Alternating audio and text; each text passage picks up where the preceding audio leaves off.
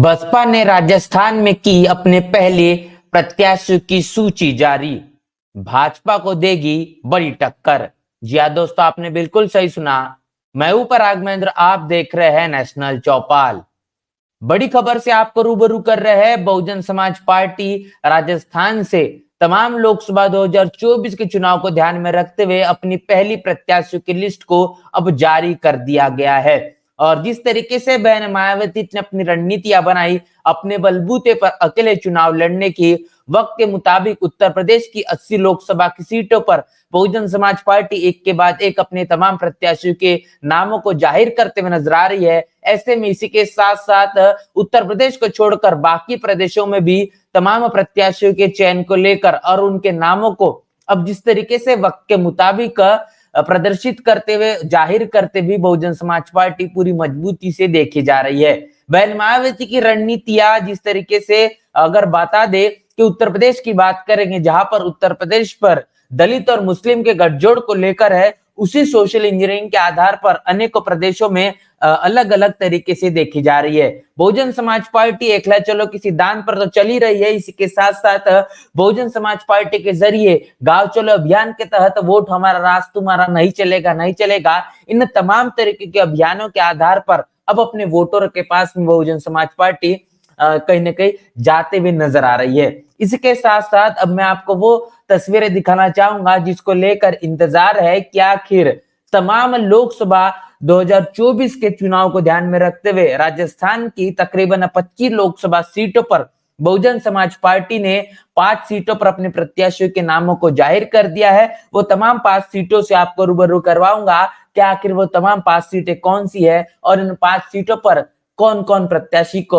Bahujan Samaj party ने चुनावी मैदान में उतारा है। तो ये लिस्ट में आपके सामने मैं रूबरू कर रहा हूं और यहां से आपको पता पड़ेगा कि किस तरीके से बहुजन समाज पार्टी ने शुरुआती 2 लोकसभा सीट है, इन 2 लोकसभा सीटों पर अपने प्रत्याशी को जाहिर किया था, जिसमें पहली लोकसभा सीट अलवर लोकसभा। इस अलवर लोकसभा से फैजल हुसैन, इनको बहुजन समाज पार्टी ने चुनावी मैदान में उतारा है। अलवर लोकसभा से फैजल हुसैन ये बहुजन समाज पार्टी के प्रत्याशी होंगे। इसके साथ साथ दूसरे नंबर की बात करूंगा तो श्री गंगानगर लोकसभा सीट, श्री गंगानगर देवकरण नायक ये बहुजन समाज पार्टी के प्रत्याशी होंगे। देवकरण नायक बहुजन समाज पार्टी के प्रत्याशी श्री गंगानगर से होने वाले हैं। इसके साथ साथ बाकी बची 3 लोकसभा सीटों को भी आप देख लीजिए, जहां पर बहुजन समाज पार्टी ने अपने प्रत्याशी को उतार दिया है। जालौर सिरोही लोकसभा जो क्षेत्र है, यहां से लाल सिंह राठौर, इन्हें बहुजन समाज पार्टी के माध्यम से प्रत्याशी बनाया गया है। आगे बात करूंगा भरतपुर लोकसभा सीट। भरतपुर यह शेड्यूल कास्ट रिजर्व सीट है और यहां से इंजीनियर अंजला, इनको यहाँ पर बहुजन भरतपुर लोकसभा सीट से इंजीनियर अंजला ये बहुजन समाज पार्टी के प्रत्याशी होंगे।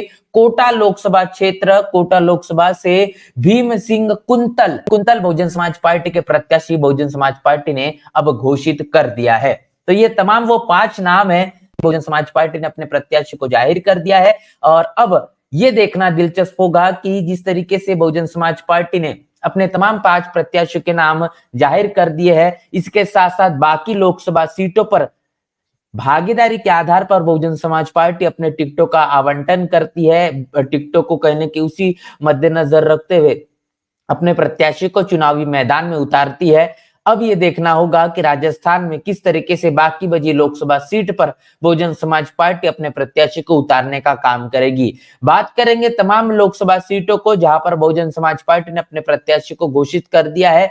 समय के आधार पर देखा जा रहा है कि बहुजन समाज पार्टी भागीदारी की बात करती है, जिसकी जितनी संख्या भारी उसकी उतनी भागीदारी ये कहते हुए नजर आती है। ऐसे में तमाम शेड्यूल कास्ट हो, फिर राठौर हो, या फिर सभी धर्मों के सभी जातीय समीकरण के आधार पर बहुजन समाज पार्टी कि जिस तरीके से राजस्थान में टिकटों का आवंटन कर रही है, लोगों को भागीदारी देने का काम कर रही है और उसी आधार पर प्रत्याशी को चुनावी मैदान में उतार रही है, इससे कहने के बीजेपी का जो संतुलन है या बीजेपी का जो दावपेच है वो कहीं ना कहीं डगमगा सकता है और इससे बड़ी मुश्किलें बीजेपी के लिए पैदा हो सकती है। अब ये देखना होगा कि इस बीजेपी के खेल को बिगाड़ने के लिए और चुनावी मैदान में अपने प्रत्याशी को जिताने के लिए बहुजन समाज पार्टी किस तरीके से आने वाले लोकसभा 2024 के ध्यान में रखते हुए अब पूरी रणनीति को जमीनी स्तर पर उतारने का काम करती है। तमाम 5 लोकसभा सीटों को लेकर और जो प्रत्याशी बहुजन समाज पार्टी के जरिए जाहिर किए गए,